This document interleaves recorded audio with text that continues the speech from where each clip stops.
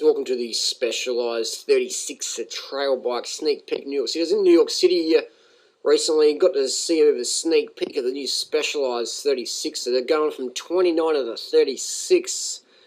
You saw it first here, and so you can see on the right there some 700C 29er wheels, and here we have the 36er. The 36er. They've taken away the suspension. That's not actually rust in the rim, that's just a new finish to help with the braking. There's a 36er tyre there, we'll go back to that in a second.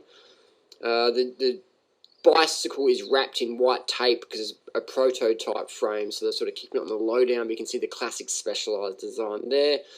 The red and blue white in the spokes, again, there's, I was told it's Help Aero, tubeless, 32 PSI, and then we have 36 inch wheel by 2.25. Tyres made by Hutchinson there. So it's a bit of a prototype bike. You'll see these in stores soon. 29ers are dead. 36s are going to hit the market in the next few months. And your new Aero style spokes, some sort of ribbon in there. This thing is called the Aero ribbon.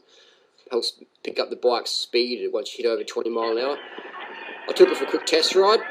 There, wearing my Specialized helmet.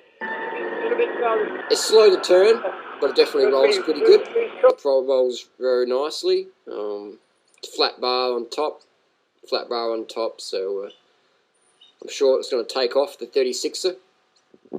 Post your comments and questions down below. What do you think of the new special rim design of the rusty looking rim, but it's actually your braking surface booster?